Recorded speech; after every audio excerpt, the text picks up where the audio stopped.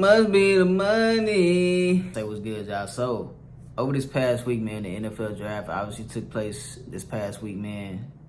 And Shedeur Sanders, surprisingly, fell, and drastically fell in the draft. And he wasn't drafted until day 3 in the 5th round by the Cleveland Browns. So, even despite Shedeur and his father, Deion Sanders' prime time,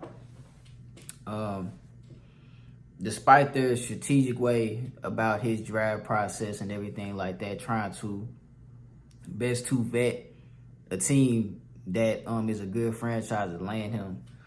And granted, you got your New York Football Giants, the Pittsburgh Steelers, and the New Orleans Saints, the teams that would probably be perfect fits for him. Ended up not drafting him, man, and he was selected by the Cleveland Browns. I'm sure a franchise in a team that he and his father probably didn't ideally want him to get drafted to. Now, the Cleveland Browns have a very deep quarterback room right now, man. They got Joe Flacco, Deshaun Watson, who is still recovering from an injury, and also the quarterback, the short quarterback out of Oregon, I keep forgetting his name, and also Kenny Pickett. So, obviously, it's a quarterback room that Shedeur is capable of beating out. But my thing is, bro, it's like, what Shedeur got really to work with outside of Jerry Jeudy? You know, I mean, they drafted Quinshon Judkins out of Ohio State, but man, what does Shedeur really have to work with? Cleveland is really in rebuild mode, so I still feel like Shedeur got drafted into a bad situation. But man, look, we're gonna talk about Shedeur Sanders. We're gonna take a look at this video of Law Nation Sports and also Ezekiel Elliott's father, Stacey Elliott. All right, so Stacey Elliott was very instrumental to Ezekiel Elliott's football career. He's one of those fathers similar to like a LeVar Ball, similar to like a LeBron James, or similar to like a Deion Primetime Sanders. No, he didn't go pro like Zeke, his son, but he was very instrumental to the elevation and the growth of him as a man and throughout his career as a football player. So we're going to take a look at this video with Law Nation, man. Y'all make sure that y'all follow me on every social media platform at Jabari Showtime. And shout out to Law Nation Sports, man, one of my favorite Cowboys content creators. All right. Without further ado. I mean, his name is getting sullied and denigrated. It's just crazy how they doing that kid. Man. And it's all because of the fact that, you know, I believe because of this right here, man. Give me my theme music. Hey, but you know what though? Pops? I think his father. I think his father. I think they don't want to share that spotlight with him. Well, one thing I'm gonna just keep it real, bro. Yeah. We going no holds bar here. No, man, I'm a free black man. I speak and say what I want to say. And I go where I want to go. Thank God Almighty. And I'm gonna keep it real, bro. Come on with it. All right. I'm gonna keep it real. The real talk is you gotta realize who you up against. All right. Okay. You gotta be as wise as a serpent and humble as a dove. Ooh. Now, I'm not saying that my brother Deion ain't humble. Okay. Let me put the but you got to realize who you dealing with. And the NFL, out of all the leagues, are more slave masters than anybody. Ooh. Hey, mark that right there. Mark that right there. I get what he's saying. Like, NFL owners out of all the owners and across the sports league have the most leverage, bro. Especially where the contracts are set up and everything like that, bro. Like, you know what I'm saying? The Players Association isn't as strong suited as other leagues like the NBA and the MLB. Like, he definitely like right about that. You know what I'm saying? NFL owners have a lot of leverage and, you know what I'm saying, can kind of manipulate the way they want to. You know, it just is what it is. And although Deion Sanders has been able to utilize his resources to get his sons where they at, and also to get himself where he's at as far as his coaching career and everything, man, it speaks volumes. But, you know what I'm saying, the NFL is just a different breed, bro. And, yeah, man, let's continue. The NFL, I want you to listen to this. The NFL, out of all the other professional leagues, I don't care how good you are, they whiteball you, Yeah. You done. He's saying that he's saying that N stand for one of them words you don't want to talk about for life. You know what I'm saying? No, you done. Tell me one person who stood up against the NFL and won. Jerry.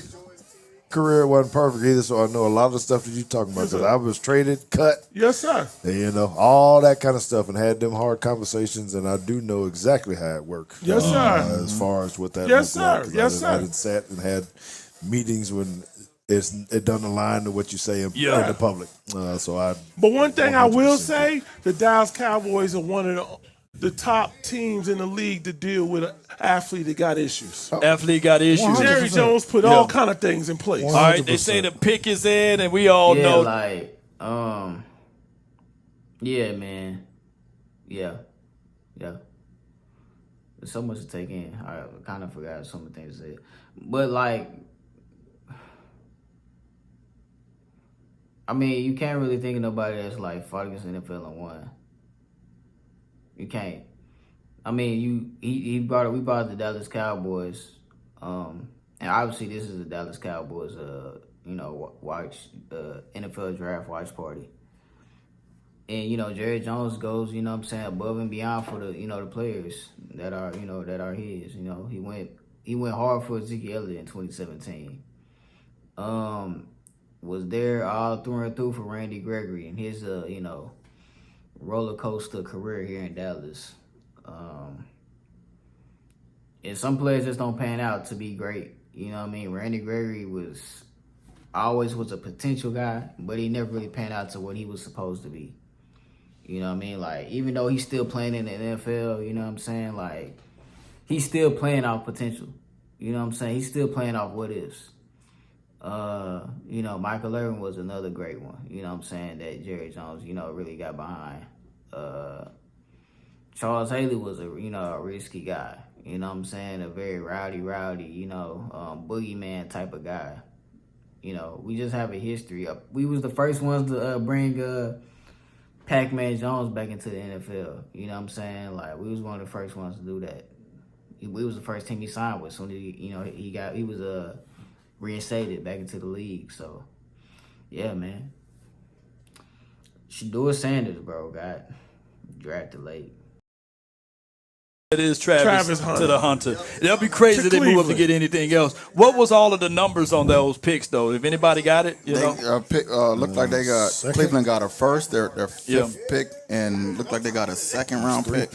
I got my dog Drake way in the back. You know, not the rapper. I think this was the second draft pick that said Travis Hunter. So this is obviously when the Jacksonville Jaguars traded up to get Travis Hunter, and Cleveland traded back to get more picks. And I guess one of those picks ended up being Shedeur. But they really stupid because they could have, well, nobody knew that nobody was going to take Shedeur in the first round. So, I mean, hypothetically, after the math, you could say, like, oh, Cleveland could have had Shedeur and they could have had Travis Hunter. But it don't work like that. You know what I'm saying? Nobody knew Shedeur was going to fall this far. You know what I'm saying? And then what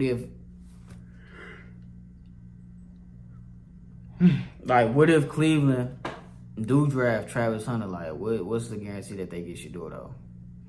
But yeah, man, I don't know.